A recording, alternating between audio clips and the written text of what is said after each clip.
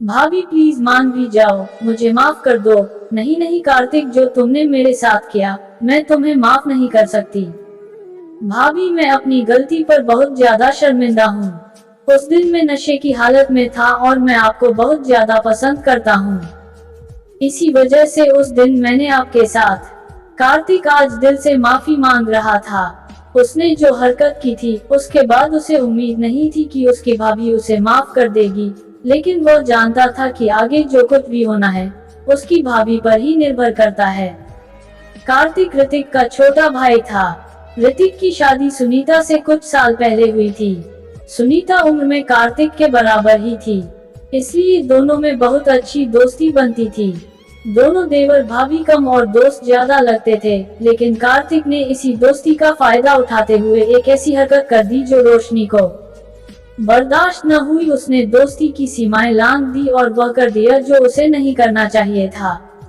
दरअसल हुआ यूं कि एक दिन घर में पार्टी चल रही थी। ऋतिक के सभी दोस्त कार्तिक उस पार्टी में शामिल थे। घर के सभी बड़े बाहर गए हुए थे। शराबी चलती थी, इसलिए पार्टी में सभी थोड़ा बहुत शराब पी रहे थे, पीके हुए पता ही नहीं चला और उसे थोड़ा ज्यादा नशा हो गया। ऐसे में जब सब दोस्त यार बैठकर गपशप कर रहे थे तब कार्तिक भी सुनीता से हंसी मजाक कर रहा था। अब तक तो किसी को भी कुछ भी गलत नहीं लग रहा था और सब कार्तिक की बातों पर बहुत ज्यादा हंस रहे थे। ऋतिक को भी कभी कार्तिक और सुनीता की दोस्ती से बिल्कुल भी दिक्कत नहीं हुई। वह जानता था कि वह उसका भाई और उसकी पत्नी सिर्फ अच्छे दोस्त हैं, इसलिए वह तो हमेशा ही उन दोनों के रिश्ते से खुश होता था। देर रात तक जब पार्टी खत्म हो गई, सब अपने अपने घर चले गए, लेकिन अब कार्तिक पूरी तरह से नशे में था। ऋतिक भी नशे में होने की वजह से जल्दी सो गया। सुनीता मेहमानों के जाने के बाद घर की सफाई कर रही थी। ऐसे में कार्तिक लड़खड़ाता हुआ उसके पास आ गया। उसका हाथ पकड़कर उसे सोफे लेटा दिया और उससे कहने लगा, क्या यार भाभी, दिन रात बस काम ही करती रहती हो, कभी अपने इस प्यारे से देवर को भी थोड़ा वक्त दे दिया करो। जब देखो आप घर का काम करती रहती है। आज आप मेरे पास बैठो और आज मैं आपसे कुछ जरूरी बात करना चाहता हूँ। ये सुनकर सुनीता बोली कि हाँ हाँ देवर जी, मैं तो आपके पास ही हूँ, बताइए कि आपको क्या बताना है मुझे। भाभी आप बहुत ही खूबसूरत है, आपकी खूबसूरती पर मैं बहुत से ज्यादा फिदा हूँ। आप सब मुझे हमेशा पूछते रहते हो कि मुझे कैसी लड़की चाहिए। आज मेरा जवाब भी सुन लो, मुझे आप जैसी पत्नी चाहिए। सुनीता अब तक तो कार्तिक की हर बात पर हंस रही थी, लेकिन अब कार्तिक की बात में गंभीरता देखकर वह भी थोड़ी गंभीर सी हो गई। वह बोलता रहा कि आप बहुत अच्छी हो, आप सिर्फ देखने में ही खूबसूरत नहीं हो बल्कि दिल की भी बहुत ही ज्यादा अच्छी हो। आप सबका ध्यान रखती हो, घर के सारे काम करती हो, सबसे बहुत प्यार करती हो, परिवार को जोड़कर रखती हो। फिर और क्या चाहिए एक पति को अपनी पत्नी से। यहाँ तक तो सुनीता को सब कुछ ठीक लग रहा था।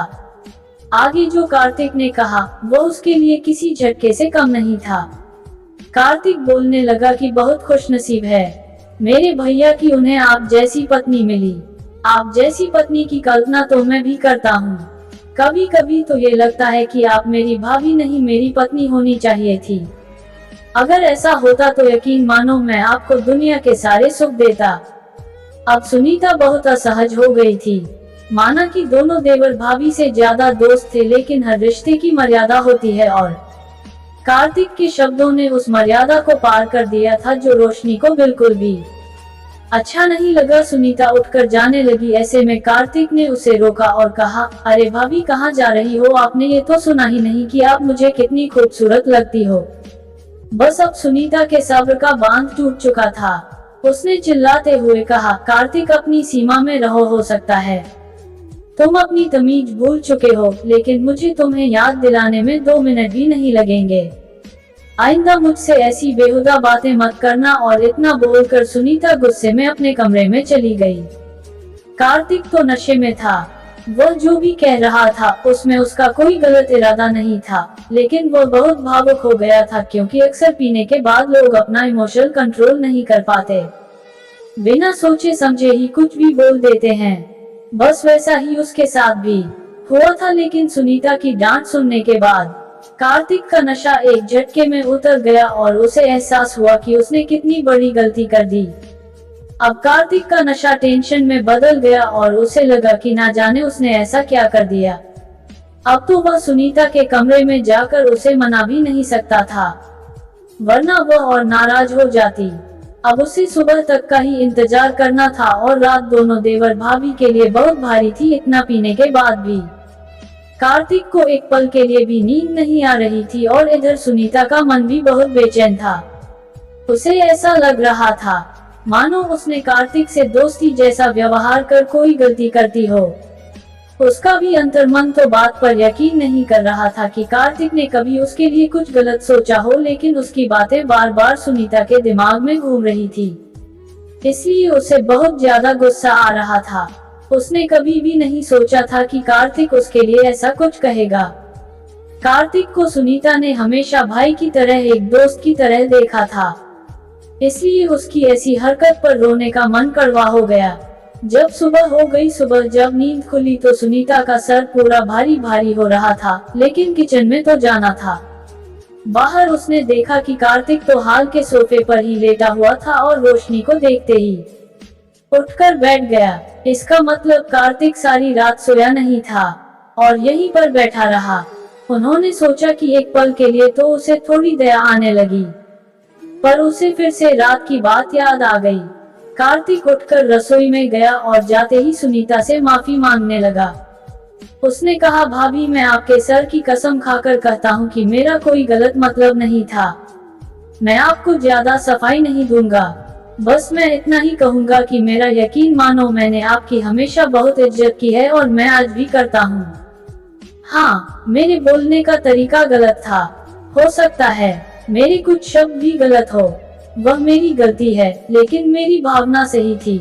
इस बात पर सुनीता ने कहा, भावना सही होने से तुम कुछ भी बोल दोगे। माना कि हम दोस्त जैसे रहते हैं, लेकिन इसका मतलब तो यह नहीं कि तुम अपनी मर्यादा ही भूल जाओ। कार्तिक ने शर्म से अपना सर झुका लिया और फिर बोलने लगा कि भाभी यह सच है कि मैं आपके जैसे गुणों वाली पत्नी चाहता हूँ। हाँ, मेरी बात को रखने का तरीका बहुत गलत था, बस इसलिए मैं तहे दिल से आपसे माफी मांगता हूँ। जिंदगी में अब ये गलती मैं दोबारा कभी नहीं होगी। आपको मेरे कारण असहज नहीं होना पड़ेगा, लेकिन प्लीज आप मुझसे नाराज मत होइए, मान भी जाए। सुनीता कुछ नहीं बोली और चुपचाप चाय बनाती रही। इस पर कार्तिक ने बोला, अरे छोटा भाई, समझकर ही मुझे माफ कर दीजिए। सुनीता ने कार्तिक की तरफ देखा तो उसके चेहरे पर वाकई शर्मिंदगी दिख रही थी। वह बोली कि कार्तिक, इस दुनिया में सच्चे और अच्छे रिश्ते बहुत कम लोगों को मिलते हैं। कल की तुम्हारी बात सुनने के बाद मैं थोड़ा सा डर गई हूँ। मैं इस रिश्ते को बदनाम नहीं करना चाहती। मैं ऋतिक से बहुत ज्यादा प्यार और एक पल के लिए भी उनके विश्वास को ठेस नहीं पहुंचाना चाहती। इसलिए आगे से तुम्हें ध्यान रखना होगा कि तुम इस रिश्ते की मर्यादा को हमेशा बनाकर रखो। पर अगर तुम सोचो कि मैं अभी ही नॉर्मल होकर तुमसे फिर से हंसी मजाक ठिठोली करने लग जाऊंगी तो आई एम वेरी सॉरी, मैं ये बिल्कुल भी नहीं कर पाऊंगी। मुझे भी थोड़ा वक्त चाहिए। कार्तिक भी रोशनी को ज्यादा फोर्स नहीं करना चाहता था, इसलिए और फिर से माफी मांगकर अपने कमरे में चला गया और सुनीता अपने काम में लग गई। माफी मांगने के बाद कार्तिक थोड़ा हल्का महसूस कर रहा था। इधर सुनीता भी 2-3 दिन बाद नॉर्मल होने लगी। कार्तिक का उदास चेहरा देखकर रोशनी ने उसे अपने पास बुलाया और कहा कि हमारी दोस्ती को मैं फिर से एक मौका देना चाहती हूँ, पर ध्यान रखना सीमा में रहकर ही हम ये रिश्ता निभाएं तो बहुत अच्छा होगा। कार्तिक ने खुशी खुशी से सर हिला दिया और उसके चेहरे पर मुस्कुराहट आ गई। वह खुश था, आखिरकार उसकी भाभी मान गई और उसकी दोस्ती बच गई। दोस्तों, में है कि आप लोगों को ये कहानी पसंद आई होगी। अगर आप लोगों को ये कहानी पसंद आई है तो प्लीज हमारे चैनल अनजान वॉइस को लाइक एंड सब्सक्राइब जरूर करिएगा एंड ब्लैक एंड का बटन जरूर दबाएं। फिर मिलेंगे एक और दिलचस्प कहानी के साथ। धन्यवाद।